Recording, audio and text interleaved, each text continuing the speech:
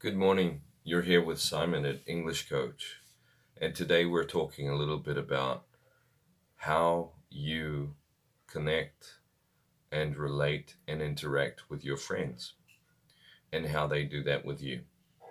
Now, the first point that I'd like to mention is that everybody in this world is completely different. Some of us are more introverted, which leads to a different category of behaviors to when we're extroverted. These categories of behaviors are completely different. They have different qualities and different facets and different tendencies. So one of the things that really matters when you're trying to improve your relationship with your friends is to identify one thing. What are the kinds of habits and the kinds of tendencies that your friend has? Where do they come from? Do they come from a person who's more introverted or more extroverted? A person who is more of an analyst or a person who socializes more? These things are not necessarily polar opposites, okay? Oftentimes, these things are mixed together, so you have a mixed bag in one friend. Could be a little bit of an introvert, but also have a tendency to be highly social as well. So you need to be able to analyze what kind of friend you're dealing with, what kind of friend you have there, or friends. And then when you identify that, what can you say, what can you do? What kind of behaviors do you have that may be stopping the friendship from going forward? If someone is an introvert, if someone likes to have their own space and get very shy sometimes, not necessarily that they're bad with people, but they don't like a lot of chit chat. They don't like a lot of talking, this kind of thing. What can you do to smooth things over and have a better relationship with that person? Oftentimes, if you're an extrovert like me, your instinct will tell you that you need to contact them more, you need to communicate more and interact more so that you can show them and so that they can understand what's going on, so that they can see that there's nothing wrong. And the problem with this is that they are not people who will process or who will appreciate a lot of content in the conversation. They find it unnecessary, they find it boring, and they find it pointless. So by getting in contact all the time, by sending a whole lot of messages, you'll be frustrating your introvert friend often more than you need to. Now, not all introverts are like this. You'll be able to test it. You'll get a feeling for your friend if you think, well, this is my introvert friend and he's on WhatsApp or Messenger the whole time with me and he's sending more messages to me than him.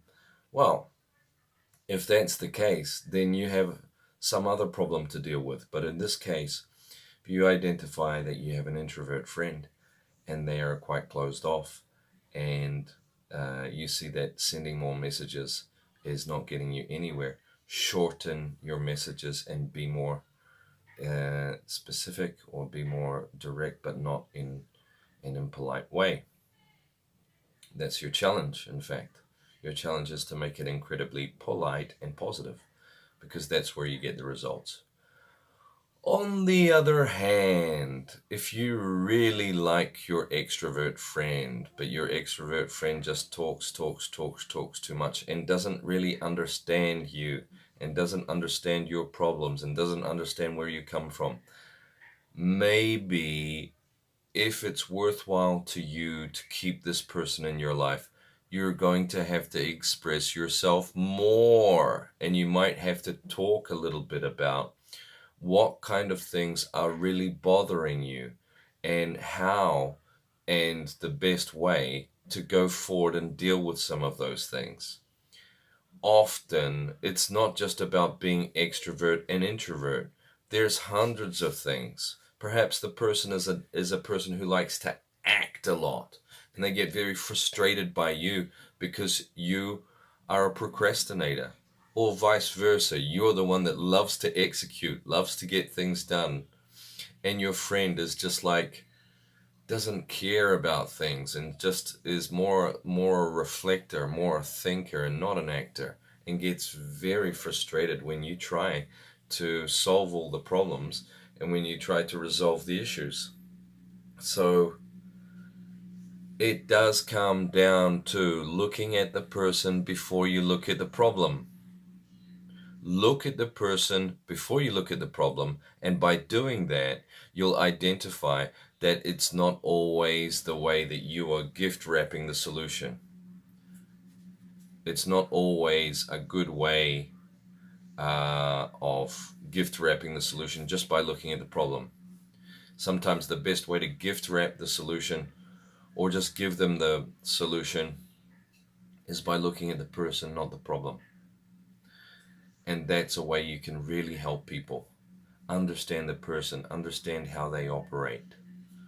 Are they more of an executor? Are they more of a planner? Are they more of a communicator? Are they more of an analyst? Are they highly extrovert? Are they highly introvert? These are relevant things that you can analyze and observe without too much problems. Now, oftentimes it's not good to test and then make a huge report out of a tiny test. Give your friend up to 2 weeks of tests.